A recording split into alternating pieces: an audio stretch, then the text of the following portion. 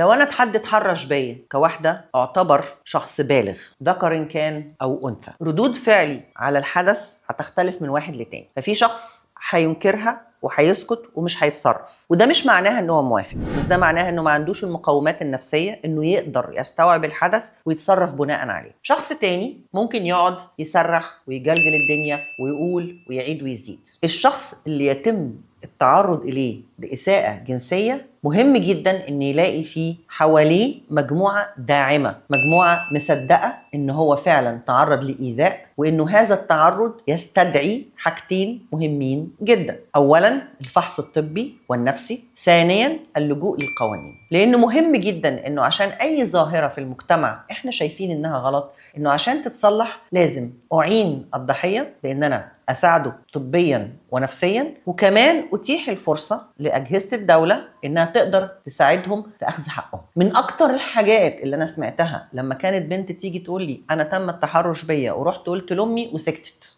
التحرش أذاها وسكوت أمها أذاها أكتر.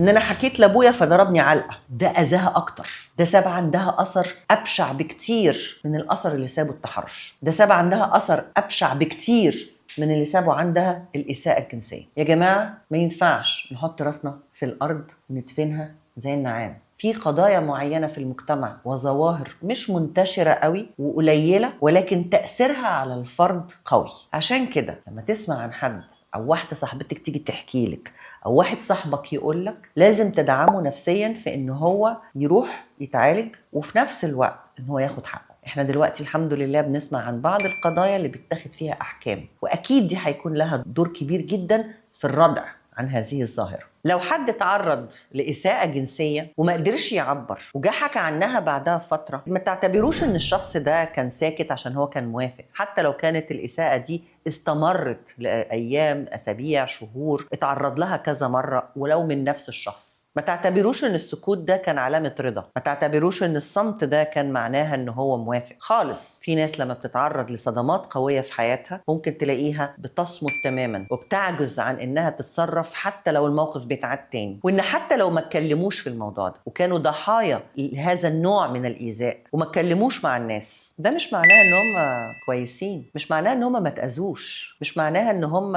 حياتهم ماشية طبيعي. التعدي على حرمة الجسد وإيقاع إيذاء نفسي وجنسي على اللي قدامي بيترك معاه أثر عميق، مهما الشخص حاول إن هو يمثل أو يدعي أو يحط باريرز، حواجز ما بين انه يظهر، ده مش معناها انه متأثرش من جوه. والدليل على كده انه لما بتطلع في الدراما اي حاجة لها علاقة بالإساءة الجنسية او لها علاقة بتعدي خصوصية اللي قدامي، عياداتنا النفسية بنلاقي ان العيانين ابتدوا يظهروا كأنهم افتكروا، كأنهم حسوا، كأن في ذكرى كانوا دفنينها زمان وابتدت تأثر فيهم دلوقتي. بعضهم بيجي مش فاكر الحادثة نفسها، لكن أعراضه الجسمانية كلها بتقول إن في قلق وتوتر شديد، في عصبية، في بوادر اكتئاب، رغم إنه مفيش أي سبب.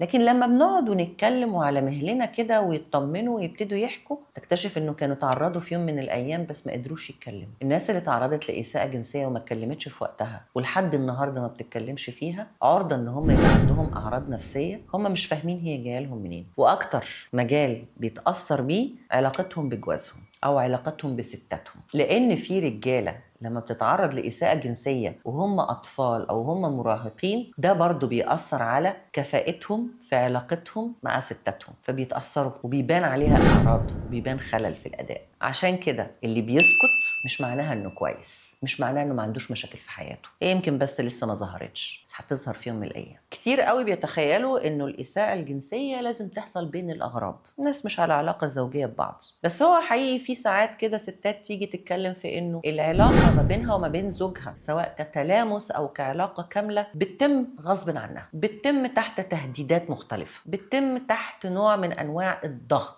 ومش بس الزوج اللي بيضغط، احيانا كمان المجتمع وصحباتها بيقولوا وبعض الاقاويل من هنا ومن هناك انه لازم تكوني جاهزه لجوزك في اي وقت، لازم تكوني بتسعديه في اي حاجه هو عايزها. انا لازم اكون جاهزه ولازم اكون بسعد ولازم اعمل كل حاجه، بس ما هو في نفس الوقت ما ينفعش انه الوقت اللي يناسبه هو ده الوقت. ممكن احيانا بيبقى فيه synchronization، الوقت اللي يناسبه هو اللي يناسبني، واحيانا تانية بيكون الوقت اللي يناسبه ما يناسبنيش. اعراض صحيه، اعراض مرضيه، مرهقه، قلقانه على الولد عنده امتحان بكره، متضايقه ان البنت مش مبسوطه مع خطيبها، حقك ان انت ما تكونيش في المود. فيا ريت يا سيدي الفاضل لما تفكر ان انت تلمس مراتك راعي حالتها النفسيه. ويا ريت يا سيدتي الفاضله لو مالكيش مزاج ممكن ما ترفضيش بشده، احتمال لو زوجك شاطر يعرف يدخلك في المزاج.